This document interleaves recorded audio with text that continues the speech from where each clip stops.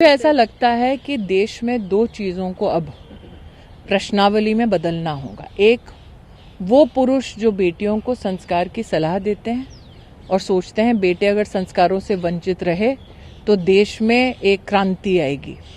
मेरा मानना है बेटा हो या बेटी, दोनों का दायित्व है कि वो देश में वैल्यू सिस्टम को समझे, महिला के प्रति सम्मान को जागृत करें।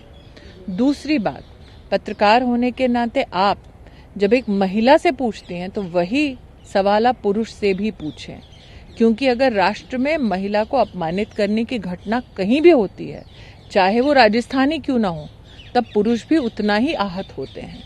और मेरा मानना है, मैं बार बार सार्वजनिक बोल चुकी हूँ कि मेरी जब चर्चा हुई मुख्यमंत्री जी से, उन्होंने आश्वस्त किया कि उन्होंने एसआईटी का भी गठन किया है। एसआईटी के गठन के बाद सीबीआई को भी उन्होंने केस रेफर करने की बात कही है। चूंकि अब उन्होंने सीबीआई को केस रेफर किया है, मैं अधिकृत प्रवक्ता नहीं हूं सीबीआई की, लेकिन हाँ, इतना मुझे निश्चित विश्वास है कि निष्पक्ष जांच होगी और न्याय निश्चित रूप से होगा। चाहे वो एक देश को एक मार्केट बनाने की व्यवस्था हो, चाहे देश को आर्थिक रूप से सशक्त करने का प्रयास हो, चाहे वो किसान को देश की उसकी फसल वो कहीं भी बेच सके, उस अधिकार को सुनिश्चित करने का काम हो, राहुल गांधी कभी नहीं चाहेंगे कि देश का आर्थिक तंत्र मजबूत हो।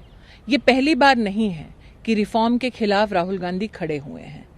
ये राहुल गांधी जी को भी शायद समझना होगा कि देश की जनता ने नरेंद्र मोदी के विकास के कार्यों को देखकर ही 2019 में एक ऐतिहासिक जीत मोदी जी को सुनिश्चित करवाई।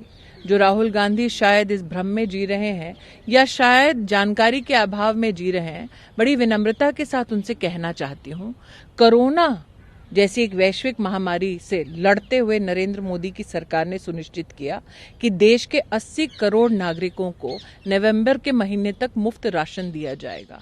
शायद राहुल गांधी को ये बात पसंद नहीं आई। नरेंद्र मोदी जी की सरकार ने सुनिश्चित किया कि देश में 20 करोड़ महिलाओं के बैंक के खाते में मात्र 3 महीने में 30,000 करोड़ रुपया ट्रांसफर किया भारत सरकार ने। शायद राहुल गांधी जी को ये बात भी पसंद नहीं कि देश में 8 करोड़ गरीब परिवारों को मुफ्त में ईंधन उज्ज्वला योजना के माध्यम से नरेंद्र मोदी की सरकार ने सुनिश्चित करवाया। शायद राहुल गांधी के गले ये भी नहीं उतरता कि आयुष्मान भारत के तहत 10 करोड़ परिवारों को प्रतिवर्ष 5 लाख रुपए की मुफ्त व्यवस्था, ताकि 1300 बीमारियों से वो लड़ सके, इसकी भी योजना नरेंद्र मोदी ने सुनिश्चित करवाई।